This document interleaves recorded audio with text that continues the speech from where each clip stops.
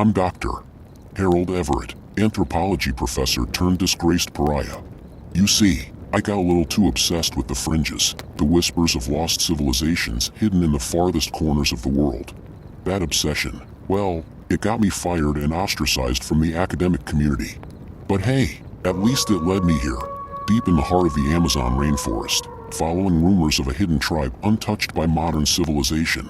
The trek was brutal. Mosquitoes the size of pterodactyls, humidity that clung to you like a second skin, and the constant, unnerving feeling of being watched by unseen eyes. My guide, a wiry little indigenous man named Mateo, spoke barely any English, but his stoic demeanor and machete-sharpening skills were enough to keep me going. After weeks of hacking through dense foliage and navigating treacherous rivers, we stumbled upon it, a clearing bathed in an unnatural, golden light.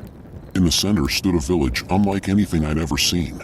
Huts made from woven leaves and vines sprawled outwards from a central plaza dominated by a towering wooden statue. Its grotesque grin, impossibly wide and filled with rows of razor-sharp teeth, sent shivers down my spine. This was the smiling god, the deity these people worshipped according to the fragmented legends I'd managed to glean. Mateo, ever the pragmatist, grumbled about evil spirits and urged me to turn back. But curiosity, that insatiable itch that got me into this mess, propelled me forward. The villagers, adorned with vibrant body paint and wearing feather headdresses, emerged from their huts, their faces etched with a mixture of curiosity and cautious reverence. Through a combination of broken Spanish, sign language, and a lot of pointing, I managed to establish myself as a harmless visitor.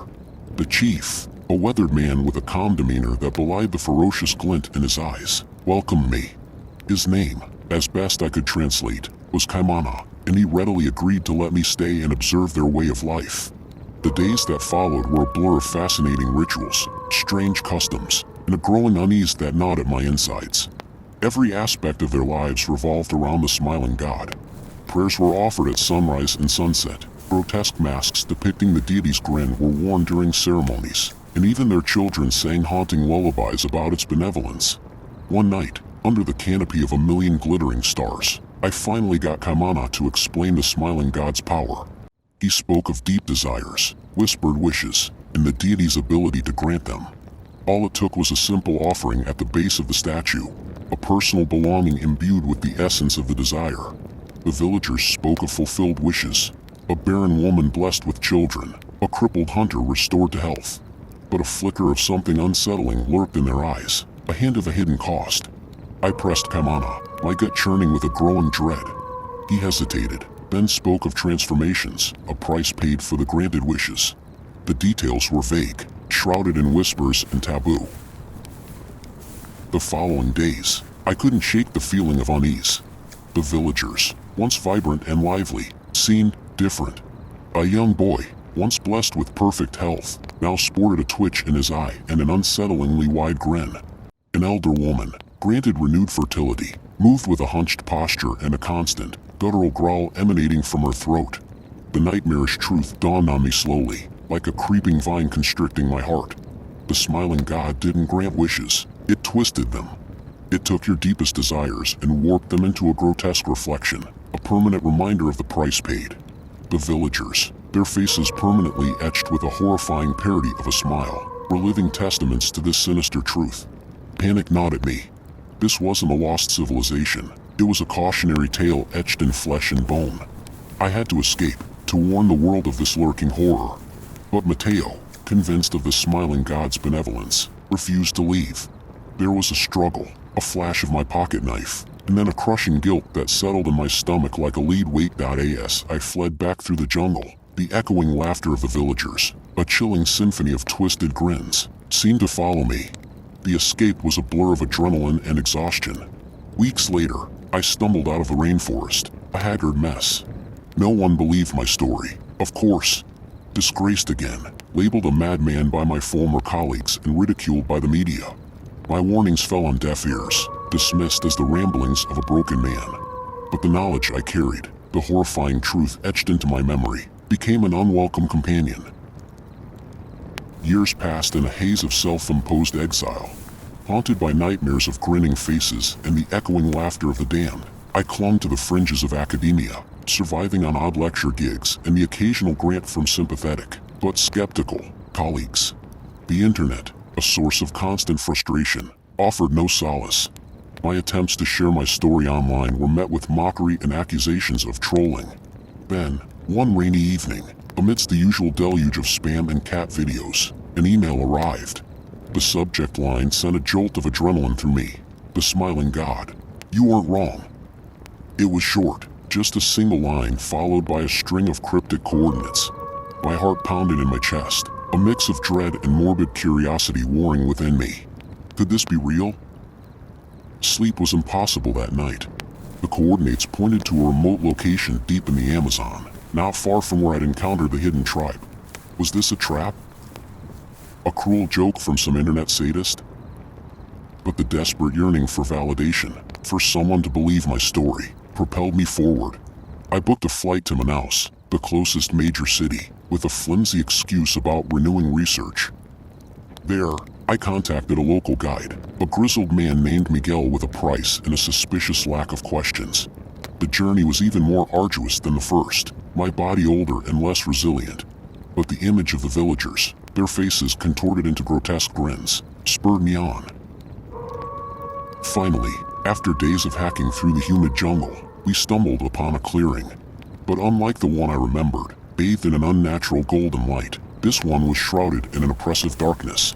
The village was gone, replaced by a field of crumbling, moss-covered huts and a desecrated statue of the smiling God.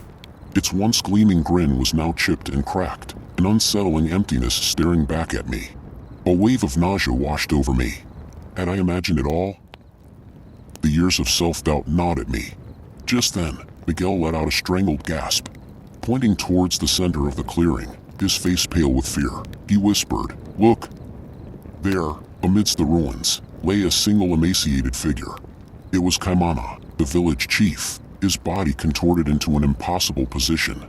His once proud features were now a grotesque parody of a smile, stretched wider than humanly possible, revealing rows of jagged teeth. But the most unsettling aspect was his eyes, vacant, staring sightlessly into the distance. A horrifying realization dawned on me. The smiling God hadn't granted wishes, it had consumed them. It had twisted the villagers' desires, turning them into grotesque reflections, and then, once their desires were fulfilled in a horrifying way, it had drained them of everything, leaving behind hollow shells. Panic clawed at my throat. This wasn't just a lost civilization, it was a graveyard of dreams. And the email, the one that had lured me back? It had to be from someone else who had stumbled upon the truth, another witness to the smiling God's insidious power. Suddenly, the air grew thick and oppressive. A low, guttural growl echoed through the clearing, sending shivers down my spine. From the depths of the jungle, a horrifying figure emerged, a hulking mass of twisted flesh and bone, its face a grotesque caricature of the smiling God's grin. Terror surged through me, primal and raw. This wasn't the end of the story. It was just the beginning. I fled, Miguel close behind, the creature's enraged roars echoing in our ears. We never looked back, crashing blindly through the undergrowth, driven by sheer terror. It took days to reach any semblance of civilization, and by the time we did, I was a wreck, physically and mentally drained. Once again, no one believed my story. The picture I managed to take of Kaimana's twisted form was dismissed as a Photoshop job. But the memory, the sheer, soul-crushing horror of it all, remained. Sleep became a battlefield patrolled by nightmares of grinning faces and the stench of decay. My apartment, once a cluttered haven of research papers and dusty artifacts, transformed into a shrine of paranoia. News articles about strange disappearances in the Amazon, whispers of cults and cannibalism, fueled my anxieties. I became a collector of these stories, piecing together a horrifying mosaic of the smiling God's reach. One night, fueled by insomnia and cheap whiskey, I stumbled upon a hidden forum on the dark web. Entitled The Grinning Truth, it catered to a niche group, survivors of encounters with the smiling God. My heart hammered in my chest as I read their chilling testimonies.